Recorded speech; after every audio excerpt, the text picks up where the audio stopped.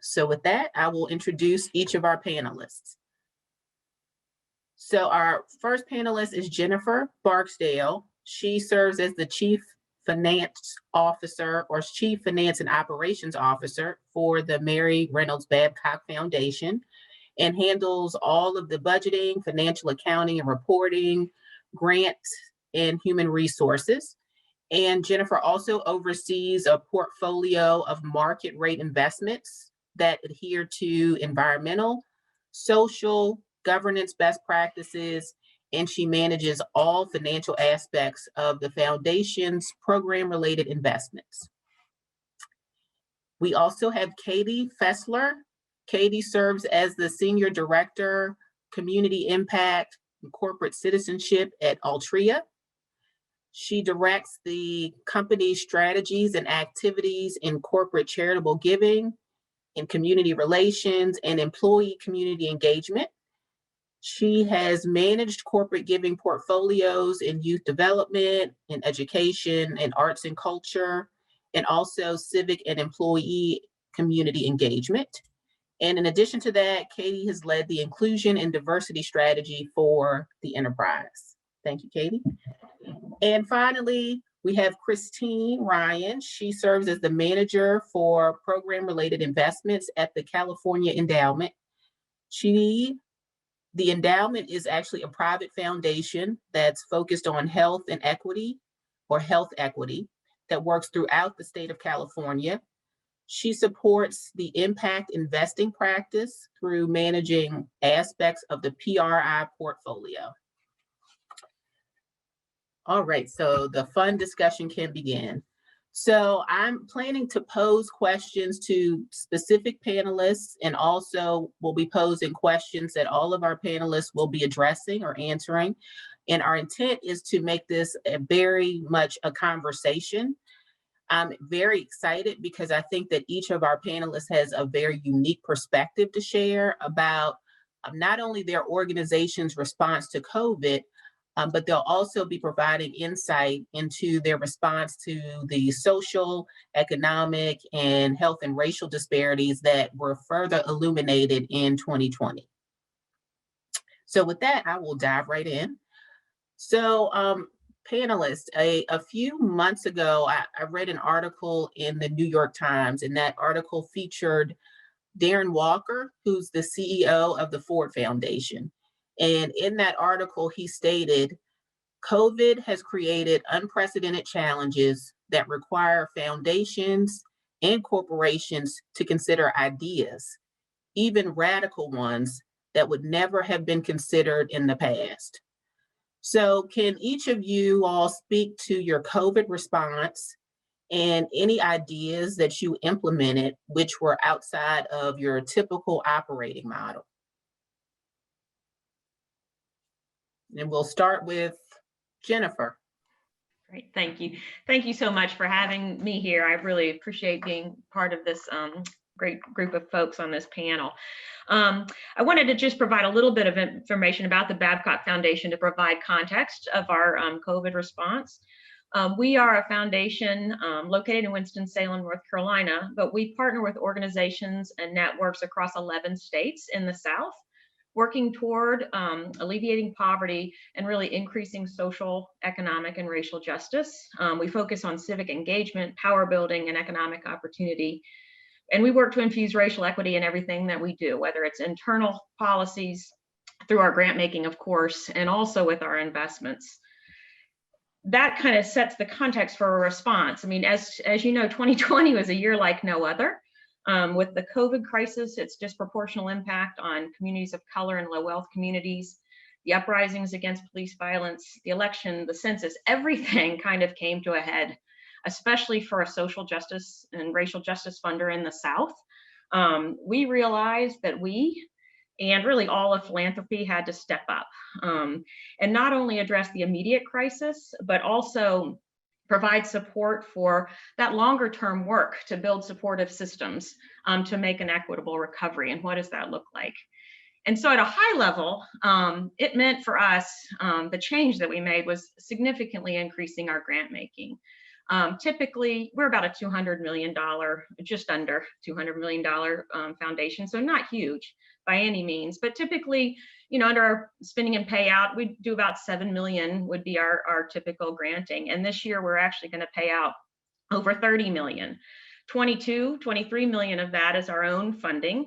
And I'll talk a little bit about that in a second, but 8 million of it was really through collaborations with some national funders that was unique. They funded Babcock Foundation, and we re-granted to other organizations in the South. And that was a really unique partnership that we were able to come up to do this year. But that additional grant making came in several forms. One was emergency grants. Really, that first week in March when COVID hit, we met and did $10,000 to every grantee. No reporting, no nothing, just what you need to use that for. Computers, childcare, whatever you needed. We wanted you to have it. We also extended all of our grants to all of our existing grantees by 1 year. And in addition, and I think very importantly, we paid that out. We front loaded all payments. Typically we pay out over two years, but we paid out everything. If we had granted it in a prior year, we paid it out March and April. Any of our new grants we paid out in March as soon as we awarded them. So that was important to us to get cash out to the communities, and because we felt like cash was king in this crisis. For our community development financial institutions, we have a program-related investment portfolio with loans to CDFIs like VCC, and deposits and CDFI banks like VCC Bank. And we converted 20% of all of our loans to grants, and we eliminated interest rates on all of our deposits and loans through maturity, because we know that this isn't going to be a short-term process. And we coordinated with a national foundation to get $4 million. They knew of our kind of deep relationship with our grantees. They wanted to get that money out in mutual aid to communities that were not being impacted by the federal assistance, so immigrant and refugee communities. And they granted it to us. We granted it back out within a couple of weeks. And then our board did extra granting each of our board meetings for mutual aid, as well as that civic engagement and power building to develop those structures long term. So we realized that, doing this support, yes, we were making these decisions when the market was at its lowest. And I think our poor investment consultant thought I was crazy when I called them and said, I need $16 million on Tuesday, and say, which is a big deal for us. We're not that big, but they worked with us. But we realized that impact was what was so important. And if we allowed our grantees to lose ground in the work that they were doing and to have setbacks, that was a much greater loss than any of our financial losses would be. So our board was really behind it. As Jane said, the board is critical, and they didn't blink an eye. So that was great.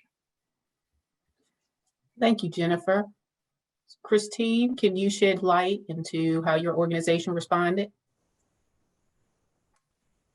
Yes, thank you, Monique. Just for a quick context on the California Endowment, we're the largest private foundation in the state of California, $3.6 billion in assets. And we are a health conversion foundation, but we look at health very broadly, and we focus on the social determinants of health, and we take a community lens and not a population lens to how we think about health. I specifically share that to say that our grant making over the past 10 years really focused on advocacy, community building, base building, organizing in low income and of color communities. And we had not been grant funding kind of the traditional health services that you may think of a healthcare foundation funding.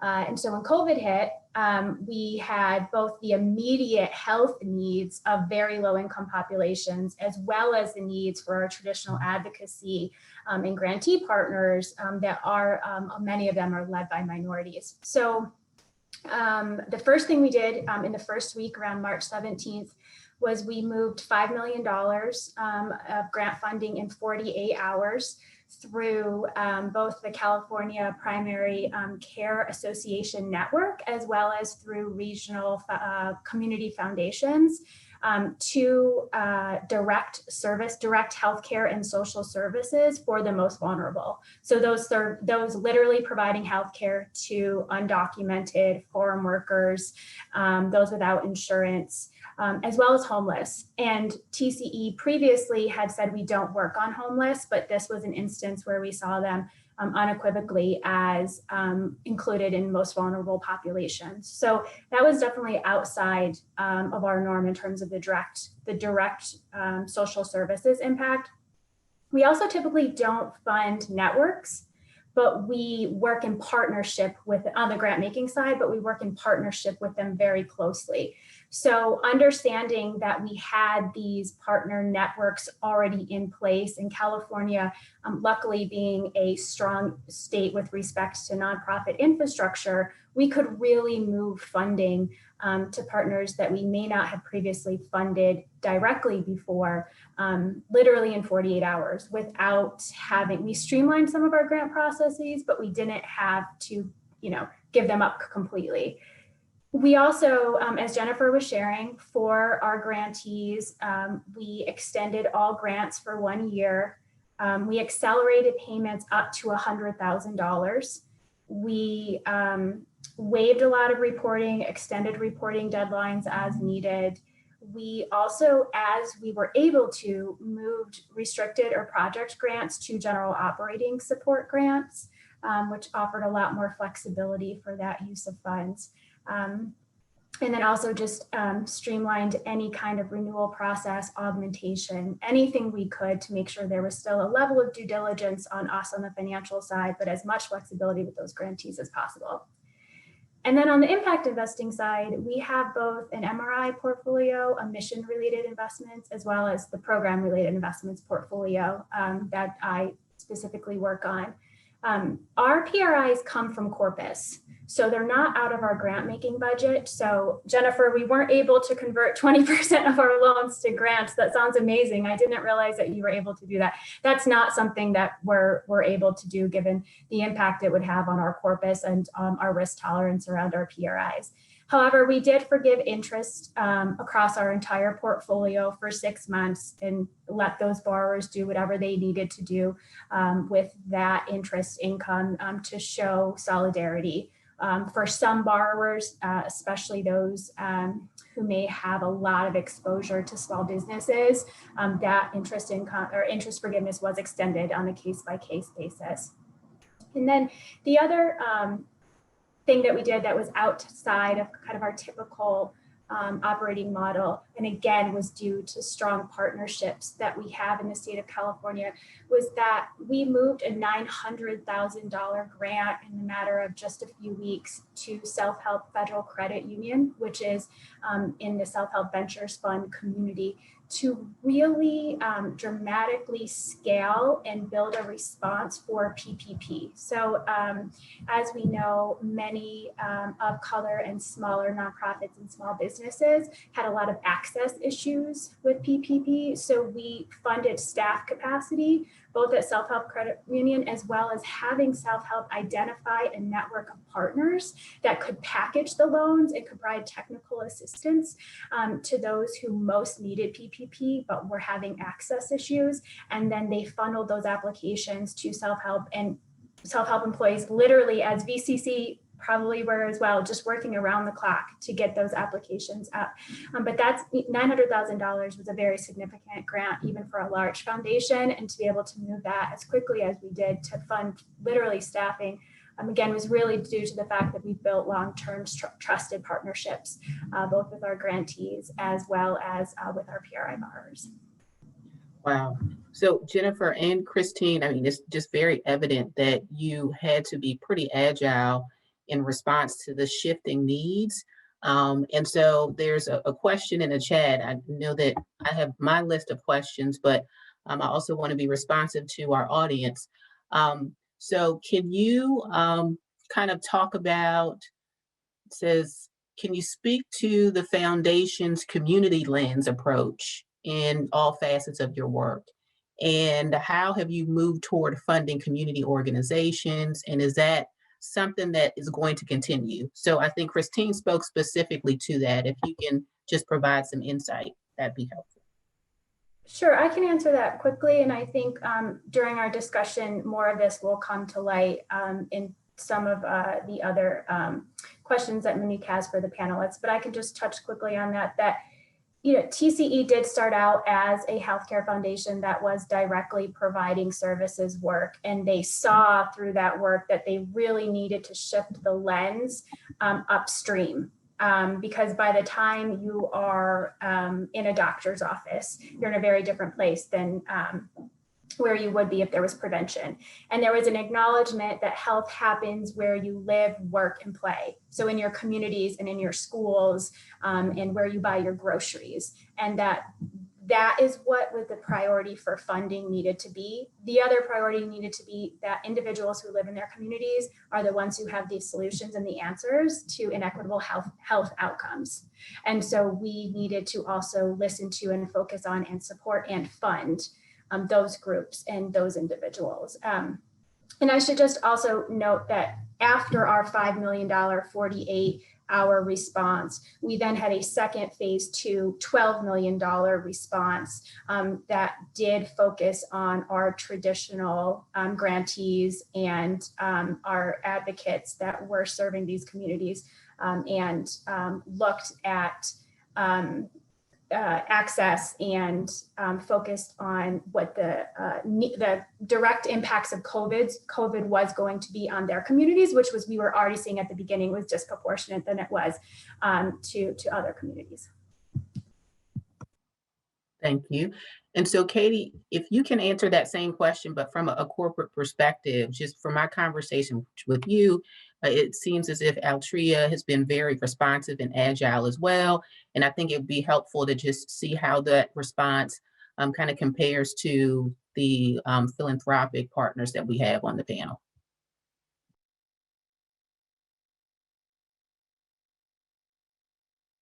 You're muted. Sorry about that. Thank you, Monique. And I'd like to begin by thanking our partners at Virginia Community Capital for inviting me to be part of this event today. It's wonderful to be with you all. Altria is a Fortune 200 corporation based in Richmond, Virginia.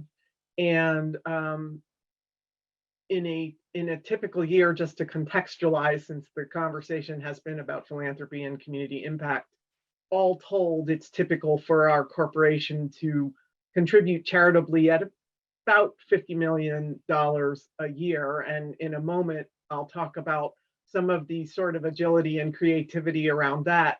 I think it's worth saying a word also about how a large business needed to, from an operational standpoint, really implement creative and agile and quite immediate solutions. So we have between 6,000 and 7,000 employees nationwide.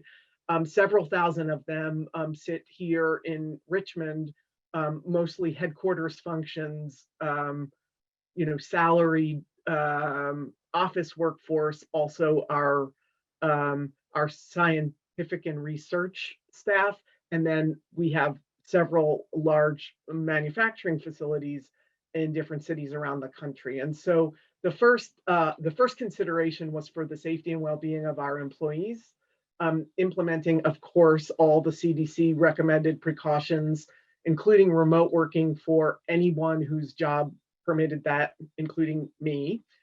And that's consistent up to this day. But back last March, we put in place immediate new protocols, which really had to be invented overnight to minimize business disruptions and their potential negative impacts on employees, consumers, and our communities. We limited access to our manufacturing facilities to only the very essential personnel. We implemented strict social distancing, which have included fairly elaborate arrangements like changing the length of shifts so there's no overlap between the coming and going of different shifts, and physically limiting people to certain parts of facilities and such, so that there would be a maximum safety sanitizing equipment. There was pay continuation at the beginning for those whose work schedules were were curtailed, and enhanced financial and health benefits offered to support all employees and their families, which continue to be iterated by our corporate leaders in HR as the needs have changed and this COVID situation has extended. On the corporate giving side, like most companies, we had our focus areas, and there are 5 of them. And while many partners in those 5 focus areas have worked on equity and justice and answering basic community needs for a long time, Altria's focus areas did not name those things necessarily. The single largest of our focus areas is youth development, and certainly there is a lot of those, that character of impact, but really 2020 brought my team to a new conversation about intention. And so our immediate response to COVID was to find ways to make an emergency response. We have made emergency responses in the past, but they've usually been around natural disasters, hurricanes and such. And so this was a very different world for us. And so we looked at where we could identify additional funds, and we found $1 million immediately, with which we made emergency relief and basic social safety net contributions in 8 communities, our headquarters operating, and some of our key agricultural supply communities, most of those in the South, not all of them. And since this is not a space in which we're as active historically through our strategic focus areas, we are a firm believer in leveraging the expertise of experts. And so we made this immediate $1 million through intermediary organizations in these communities, most of whom were standing up COVID-specific funding mechanisms, mostly United Ways and community foundations. And the largest of those was a $500,000 commitment to the COVID Relief Fund right here in Richmond, Virginia. And that really became a key part of our immediate impact strategy here.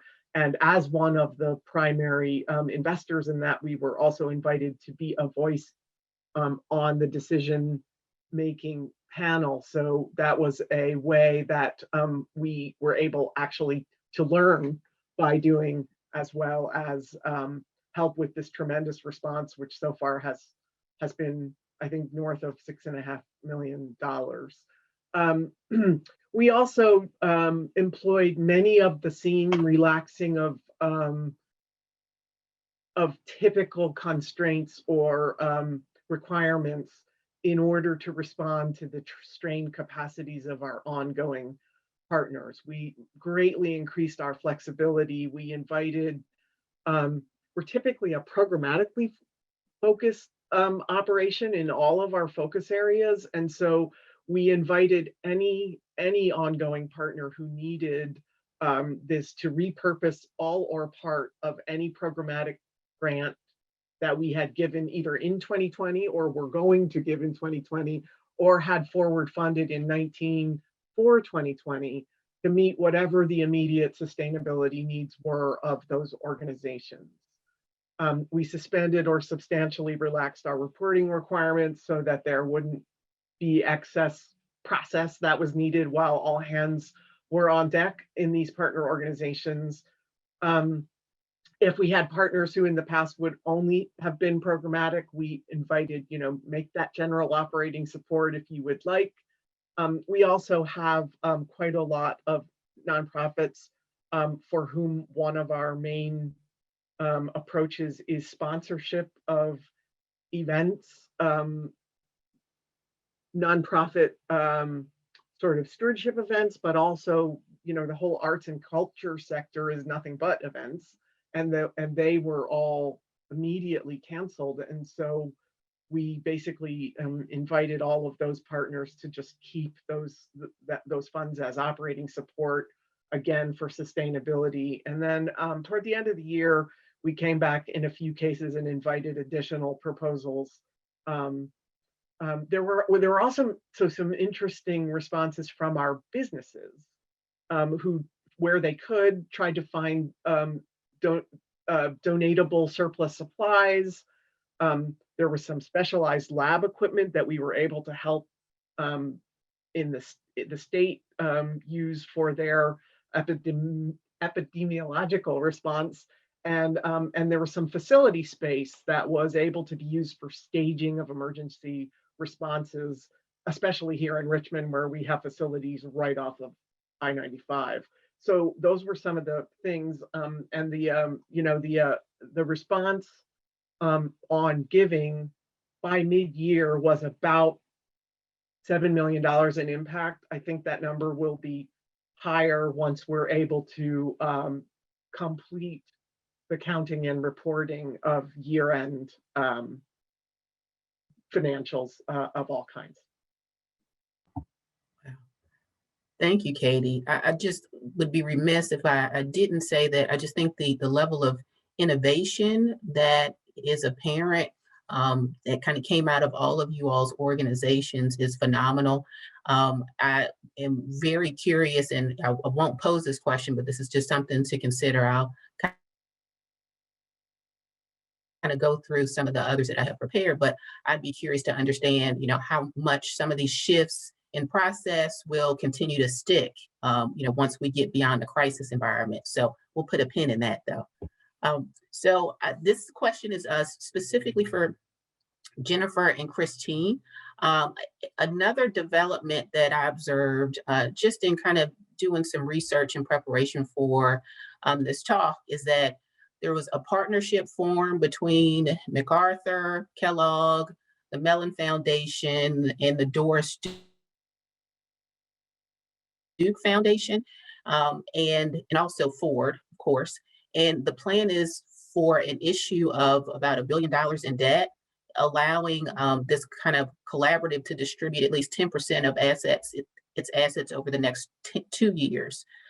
So can you please share, particularly for those of us who may not necessarily kind of live in the kind of foundation space, just kind of share your thoughts on this model and whether or not you think something like this is going to be replicated in the future.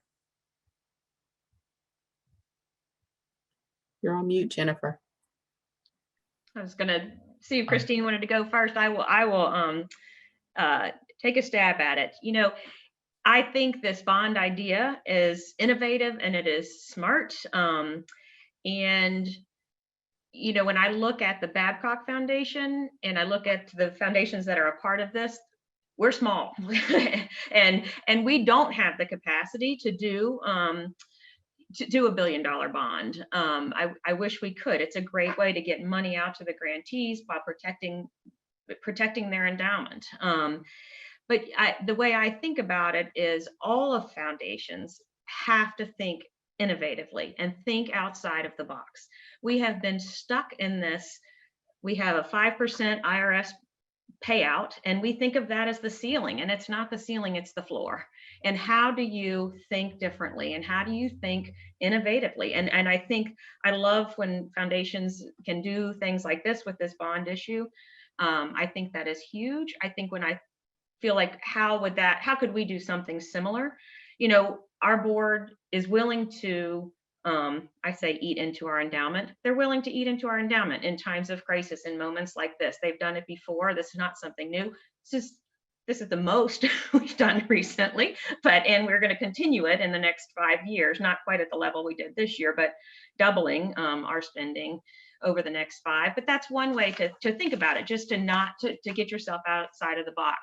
The other way is kind of collaborations with other foundations, like I was talking about with Robert Wood Johnson. That was something totally new to us, and it seemed a little bit scary as the finance person, and it's not. I mean, it's all doable as long as you're doing the due diligence and crossing your T's and dotting your I's.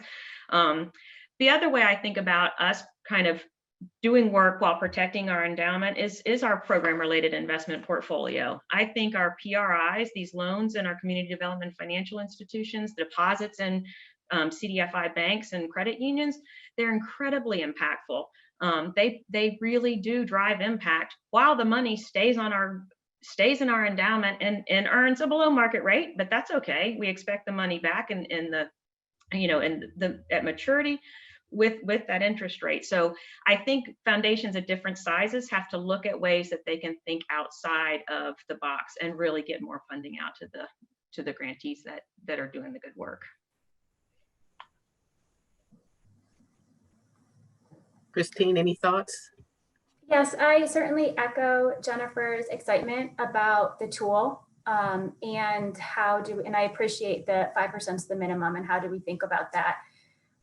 The other piece that I think organizations need to consider also, specifically around doing a bond, was, does this meet your long-term programmatic goals, right? There's the financial innovation piece, and yes, $1 billion is a lot of money, but do you have the programmatic infrastructure, and Ford and MacArthur do, to meet what your programmatic objectives are? Because we're responding to a moment in time right now, right? And saying that this is important enough that we are willing to borrow against our balance sheet, or borrow, against, in order to do what? Right? So what is that programmatic objective that you're holding that would be in the future based on your spend out, that you're willing to say, I want that programmatic impact happening now, and I'm willing to use this financial tool strategically to do that? I think that's a really important part of the conversation. And I think the board and the exec team need to be aligned on what that is, and having that trickle down, and that there is, I said this already, but the capacity to really absorb that, and track that over time. It does preserve corpus. We as California, we're not part of this this partnership, but we did eat into our corpus after the 2016 presidential election to meet our specific programmatic objectives at that time. And we felt that was very impactful. So again, if you have the aligned programmatic priorities, I think the impact could be phenomenal in terms of what you want to do and really push systems change, right? This tinkering around the edges isn't the same as pushing deep, hitting the root causes of structural and institutionalized racism in our society, in every single system that we exist in, that all of us exist in on a regular basis. The other thing that I would just offer too, the tool, we're thinking about this from the foundation's perspective or from our grantees' perspective, and I don't know what the MacArthur and Ford bond is going to market as, assuming it is going as, a SIB or some kind of social impact bond that would meet ESG. I'm assuming it would meet ESG standards as well as UN impact. You're also providing a product, right? So you are both an investor, but now you're a borrower that's offering a product to the broader impact investing market that could potentially bring in individuals or just increase awareness at a minimum around impact investing and CDFIs. So I think that's another piece of this that isn't the driving force, but just as important to know for traditional market investors. Thank you, Christine. So Katie, Christine mentioned the importance of ensuring that the programmatic objectives are really what's driving how resources are funneled. And I'm just curious from your perspective, as a funder, I would suppose that you learn a lot from your grantees, and that kind of helps guide some of your programmatic thinking, and particularly in 2020. So can you talk a little bit to some of the lessons that you learned from your grantees and partners that will be carried forward, and how that might kind of impact some of those programmatic objectives? Thank you for the question, and I'll try to be concise. But I think, as I reflect on learning, sometimes it's relearning things that we've learned before, but through new lenses with a different, in this case, heightened sense of urgency and a really, really direct view of the impact in light of the environmental circumstances and the escalated urgency of of need. And one of those lessons is, people who know me for a long time are going to think this sounds like a broken record, but it's critical how critical it is to leverage complementary core strengths of different organizations and entities through mindful collaboration. We talk a lot about we have different towering strengths if we look at the total picture of community need or opportunity at any given time. And so in this moment of 2020 with COVID and the reckoning around systemic racism that's been in our communities for a long time, one example that we witnessed up close that is also close to this conversation today is actually something Jane mentioned at the very top of this program, the Richmond We Care Rebuild RVA Fund. And she rattled off the names of the collaborators. Metropolitan Business League is the host and lead organization for that. But the first call I received about it was from Venture Richmond, which, as those of you who are Richmonders know, is really a downtown development and promotional organization for downtown Richmond. And the fact that, you know, the first substantive conversation was with Metropolitan Business League and Venture Richmond together, and then Chamber, RVA came in, and both LISC and Virginia Community Capital have provided very specific either technical assistance to customers or process assistance. And you know, these organizations have all offered their networks. And as this germ of an idea was being born, and we were having these quiet little conversations in ones and twos and threes, this aligned with having talked about like the whole response to race and equity, but one big piece of it is Black business development as a new identified area of focused impact that we hadn't had before.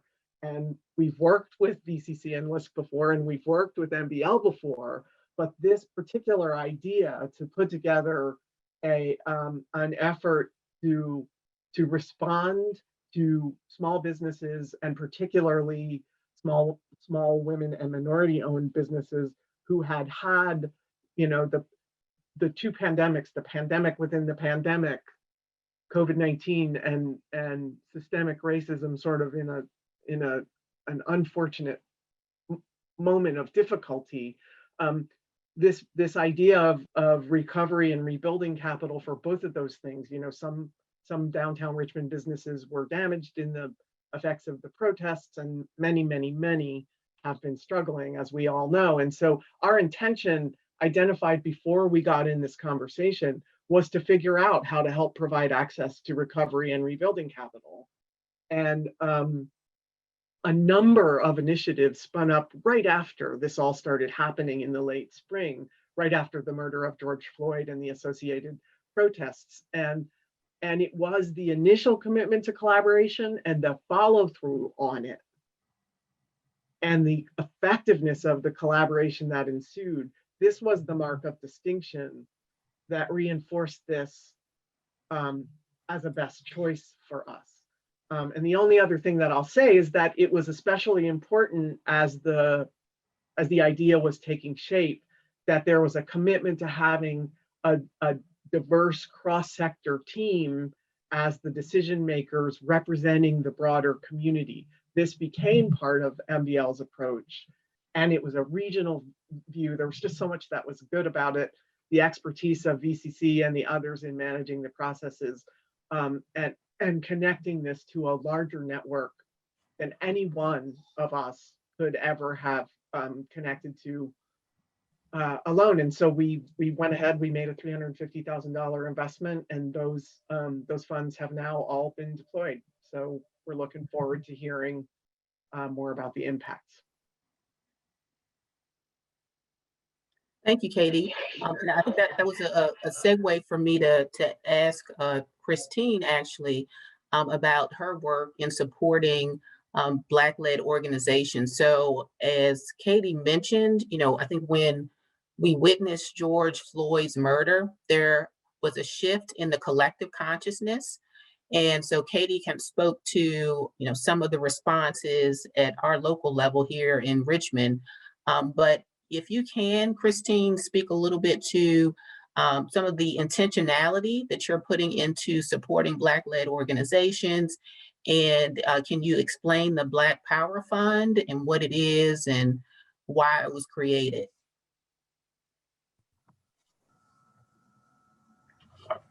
Sure. So the California Endowment is an unapologetically progressive organization. They are not going to present themselves in any other way, shape, or form. And they have been deeply committed to racial equity for many years now. So while there was an awakening in the collective consciousness this year, for many at TCE, if not everyone, that was not anything new. We are led by a Black CEO. We have majority people of color on our exec team. We are led by a Black board chair. We have majority people of color on our board. I am a minority as a white person, as a staff member. So what our culture is very unique and very different than what many other people traditionally have with their work culture. And so we have had a commitment to people of color and Black-led organizations, but it was implicit. It was embedded in our work, but it wasn't called out. And so we were doing it, but it wasn't front and center. So on July 23rd, our board issued a reaffirmment, is what they were calling it, to a 10-year, $225 million pledge of funding to support and build Black-led organizing and Black-led activism, advocacy, infrastructure in the state of California. The initial funding from that started in August of 2020, and that was our Black Power Fund. So it was $5 million between August and September to 40 organizations to shore up existing grantees that may have been suffering from COVID, whether it be direct or indirect from funding sources, to make space for partnerships, to really think about a network of advocacy and an infrastructure of advocacy organizations that go from the grassroots in small communities to a regional to a statewide network. It also was about funding racial equity practice, capacity, and culture shift, both within Black-led organizations as well as organizations that may not be Black-led, but are advocating or in support of the BLM movement that are able to help shift others in practice when it comes to racial equity and capacity. It also was around language and moving from race neutral to race forward and being explicit in structural racism is a health equity concern in the US. The additional funding, so I mentioned it was $225 million. The additional $220 million will be embedded in our 10-year initiative that we had been working on for many years prior to COVID, that will start in April of this year. And that will continue to center Black-led organizing. And then I just wanted to make one comment on the impact investing side. In addition to nonprofits and Black-led organizing being traditionally underfunded, we know, I hope we all know the statistics around Black-owned small businesses and what the products are and the technical assistance needs for those Black-owned and Black-led small businesses. And so we've grant funded 2 CDFI partners, NFF and Community Vision, to really look at Black-owned and Black-led small businesses and strong nonprofit service providers because their debt and capital needs might not be exactly the same, but yet they still face the same access issues in the Bay Area, to really truly understand what are the technical assistance needs. How do we need to fund technical assistance differently? The short-term nature of technical assistance leads to kind of one-off type or shorter term. And what we're finding is that Black, Latin, of-color individuals need up to 5 years, if not longer, and the ability to come back for technical assistance, whether it's a small business or a nonprofit. So really focused on the long-term capacity building and the I don't want to say network, but because it doesn't sound right, but kind of holistic community of what it takes to support these organizations to be high capacity, so that then they are in turn supporting, directly supporting their communities. Thank you, Christine. And so Jennifer, to piggyback off of Christine's comments and also Katie's, I think that for the most part, we see that for minority-led organizations or organizations in general, there's this capacity conundrum where, those who have high capacity tend to be the ones that continue to receive support and resources, and those without don't. So as you're analyzing, Jennifer, the capacity of your organizations or the partners that you're working with now, are you doing that differently? How do you foresee anything shifting when it relates to that? Thank you. You're exactly correct. I mean, it's a fact that the organizations, the smaller ones and those led by people of color, receive significantly less philanthropic funding than white-led organizations. And that has got to change. We have had, as Christine was saying, we've had a focus on racial equity in our DNA for a long time. So we feel like now we got a long way to go, but part of our focus is looking at that in our grant making and making sure we are looking at those organizations that are led by people of color and supporting those organizations that are led by color and leadership development and whatever else that those organizations need. As part of our equity frame, we do fund organizations of all sizes. We do not make decisions based on budget size. And I think that's really important.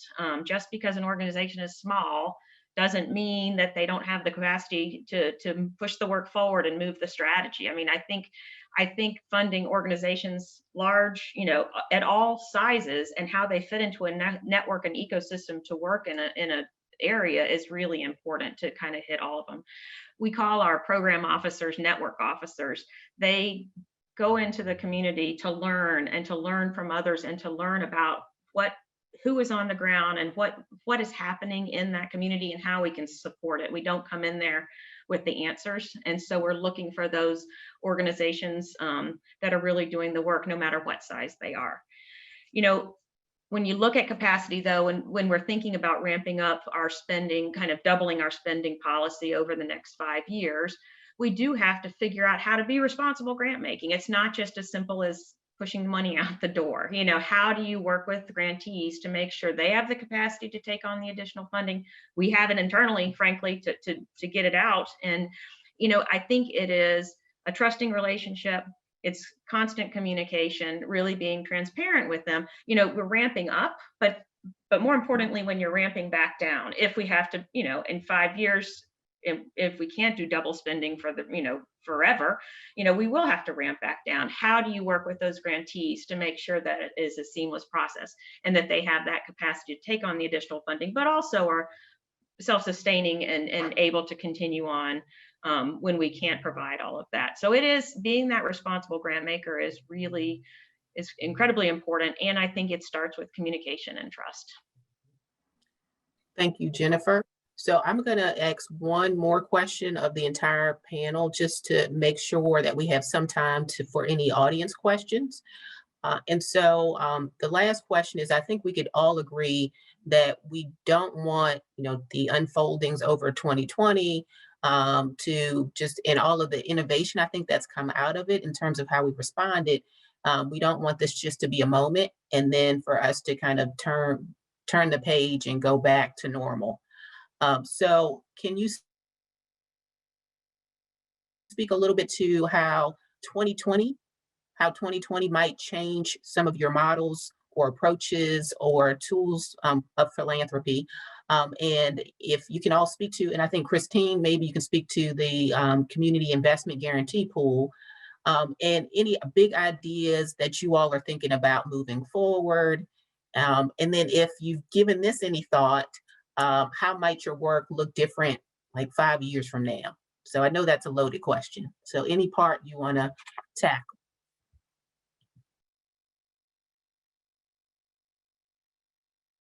Whoever feels led to respond first. Well, I can jump in if you'd like, Monique. So Kate, Does Monique, the chair, recognize Katie? I'm sorry, I lost you for a second. yes. Yeah, okay, Yes. thank you. Well, so just to preface a little bit, there's a lot that we did focus on differently in 2020. And just for context, in the middle of the year, after in the middle of the response to the awakening around systemic racism, we announced a new initiative and a $5 million incremental commitment in 2020 to address systemic racism faced by Black Americans and advance social and economic equity, both nationally and in our headquarters and operating communities. We knew those external commitments needed to align with internal work we continue to do on equity and the whole idea of our insides matching our outsides. On the outside, we did some new work in new ways to identify where the incremental money in 2020 should go, and significantly engaged our employees and community partners of color, and in the 2020 moment, especially our Black employees. Our Black colleagues and community partners needed to have a direct voice in shaping the response. That's not the way our team had worked in formal ways in the past. So there was a process and a series of issue sprints, and colleagues in other places from my team helped us with those. And we came to a decision around 4 areas that would reflect employee, community, and business priorities. Justice systems reform is one. Black business development, which I mentioned in an early answer, is a second one. Directly supporting employees' individual civic action around some of these issues was a new one too. So those were 3 that were, never before contemplated in that way at Altria. And then the 4th one was to continue prioritizing work in our existing focus areas that addresses and centers race and equity. So those were pretty big steps for us. And so I just wanted to contextualize the answer about what happens next, which is essentially what you're asking, Monique. What was a moment with 2020 and that 5 million? We've made a commitment beyond 2020. So we're turning this into a multi-year initiative. And while I can't speak to the whole trajectory, I could share for you forever what I hope it will look like, but because we need formal approvals for those kinds of things, I will speak to 2021, which is already begun, and we know a bit what our path will be. The focuses that we declared in 2020, justice systems reform, employee civic action, BIPOC business development, those are all staying with us. And we're continuing to explore the best areas of alignment for this company, which tends to have a narrow and deep outcome focus for each one of those. I imagine this will become the way we do business. We've already changed our model. Here in the very first days of 2021, the full meaning and some of the how is still unfolding for both our businesses and my team, as the 2 pandemics continue to intensify some of the issues and needs. So what I'll say is we will be in a continued conversation about reprioritization, because although we've requested continued incremental resources, there are always limits to resources. One of the interesting emerging clarities for us is that when we look at things we've done for a long time through the lens of rebalancing systems that have been inequitable in the past, I think one of the other panelists said they're everywhere. And the question is sort of which systems and how are they interconnected? How how the housing stability ladder abuts family wealth creation, and how workforce preparation depends on transportation solutions, or how youth development organizations have become conduits for food access, not just for young people, but for their whole families. Everything is different. And so I guess our general lens is that the way that innovation is happening at the community level needs to continue to influence our thinking about our portfolio designs going forward. And I cannot tell you exactly what they will look like, but I can reiterate that the commitment and the general areas of influence and impact that we named in 2020 are staying with us. And it's, I've done this work just personally for a long time, and it's the honor of my career to continue working on this. Thank you, Katie. And I'll say, as a community partner, I'm very excited to hear about Altria's continued commitment to this work. So, Jennifer, Christine, any thoughts on that final question? When I look at kind of what's next, and I think about the Babcock Foundation in a couple of different ways. As I mentioned at the beginning, we try. Racial equity has been in our DNA, but as Christine said, we're making it very explicit, and we're doing that internally with our hiring practices, our policies, looking at that. We've got ways to go on that. We're doing it with our grant making. The next 5 years, as I said, we're trying to double our spending. So instead of 5.5% of our 12-quarter rolling average of investments, we're looking at 11%. What does that mean? How do we do that? And we are committed to general support. We always have been. We really think that those grantees are the experts, and we need to provide as much flexible spending, especially now, as we possibly can. And as both Katie and Christine said, we're trying to reduce the administrative burden of reporting. Like, why are we asking for all this stuff? Me as the finance officer, I like a good due diligence, but we got to be reasonable and really respectful of time and what it takes and why we're asking. And so that will carry forward into the next 5 years, and making sure we're doing it right.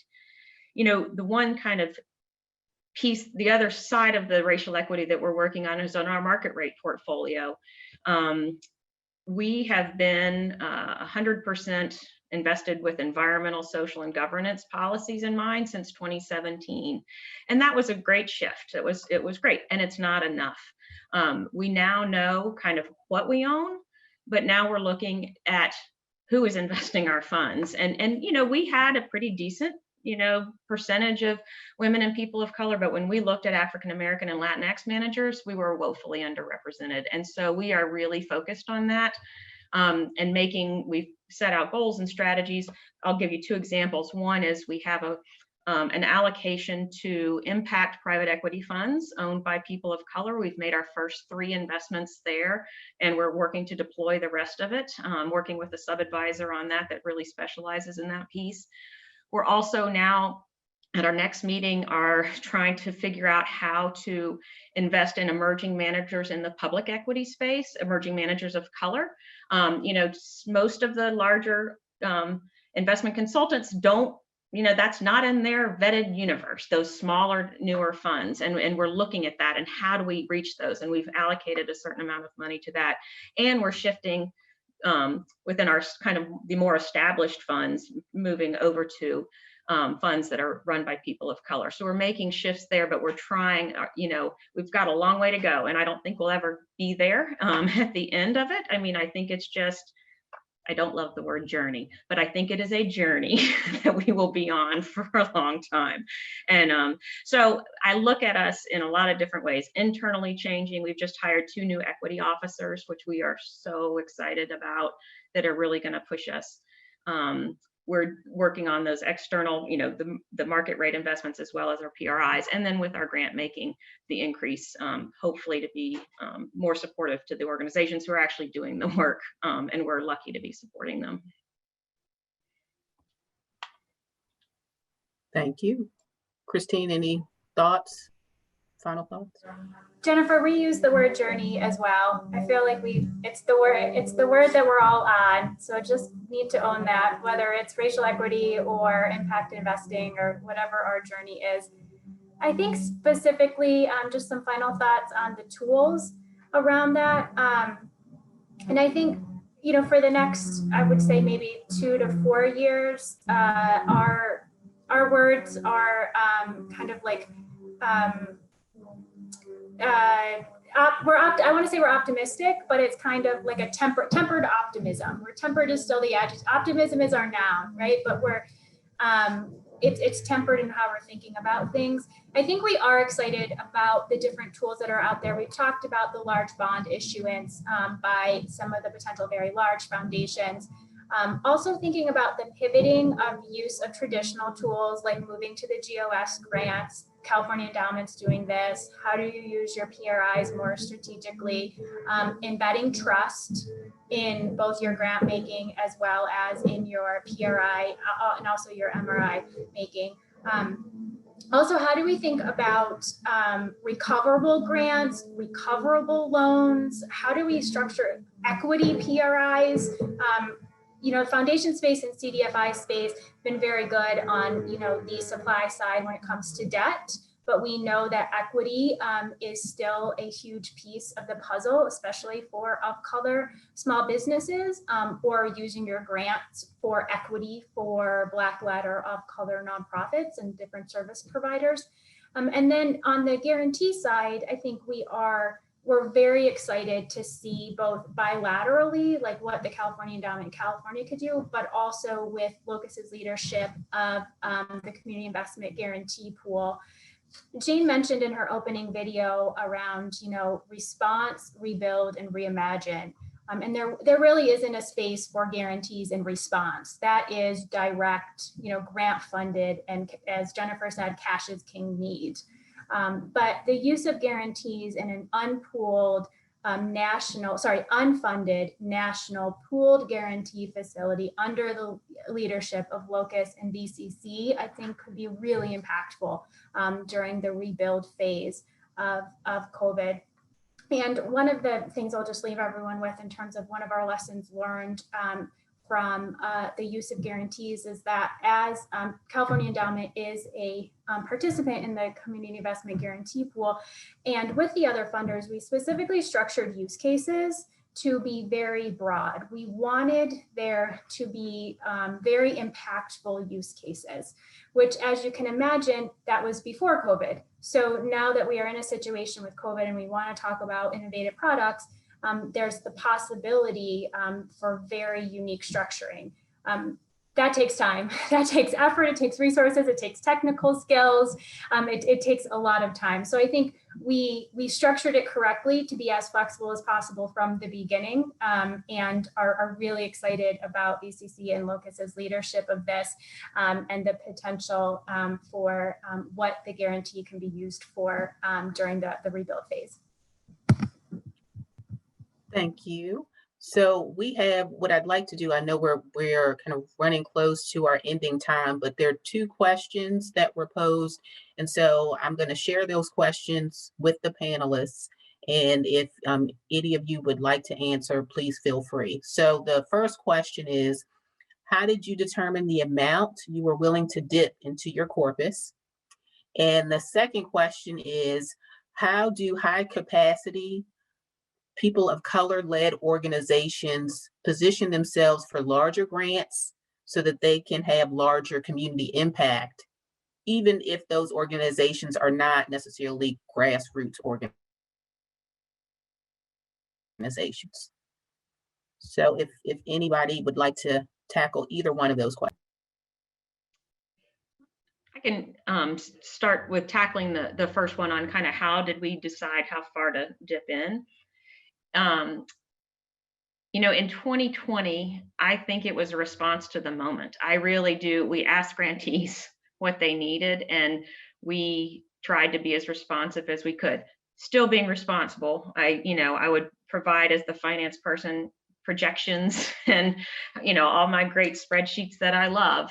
And they said, that's really lovely. And we're going to do more, which was, it's a testament to the board we have, right? And they're thinking about how important this moment is.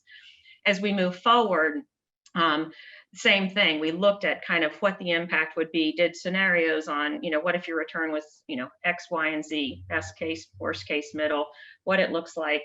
But the conversation was really on impact, and just meeting this moment. And it is a part of kind of the organization that we are and what we fund. I mean, if you are a social justice funder, economic and racial justice and poverty alleviation in the South right now, this is your moment. If we're not stepping up now, we've got to think through it.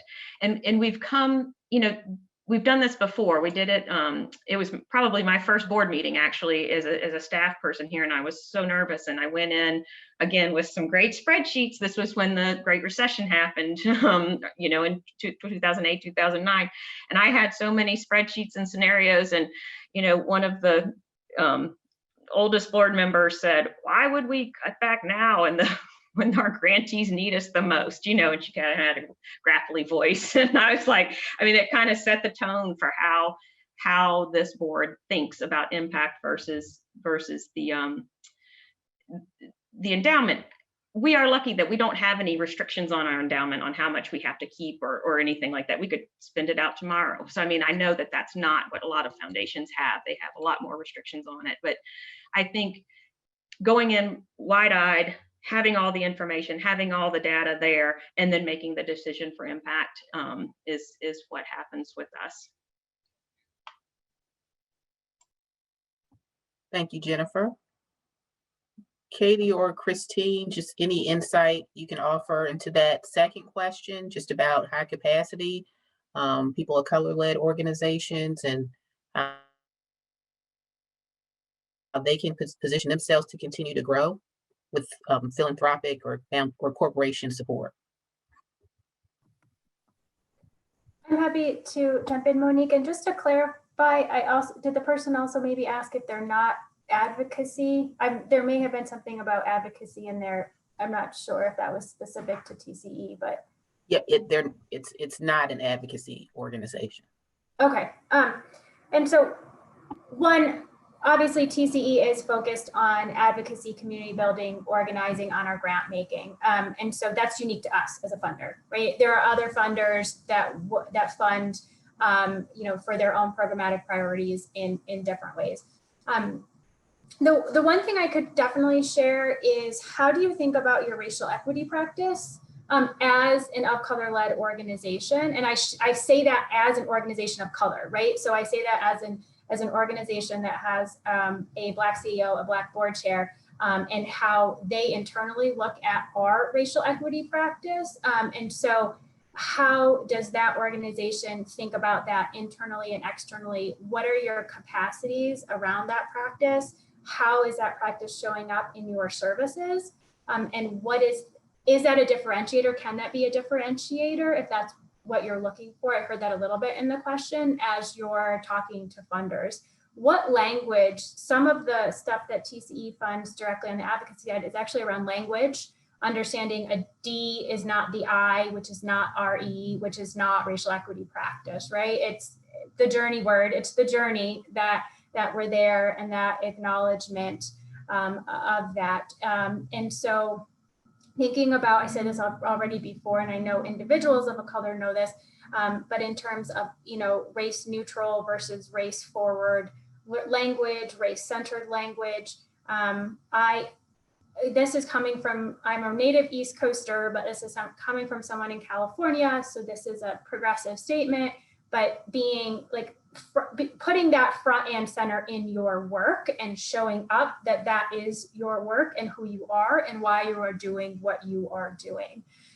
Again, with the caveat of being, based in Los Angeles, and that's not always the reality for everyone, but I do share that as feeling empowered in terms of that, and thinking about how that, again, the practices and the capacities can lead to changes, whether it's the service providers you're working with or with other organizations.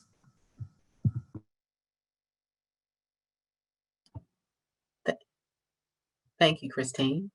So this has been a very dynamic conversation. I hope that our participants have also enjoyed it as much as I have and learned a lot just about the innovative models that you all have stood up in a very challenging environment. And so with that, I am going to turn things back over to Jane Henderson to close out our program.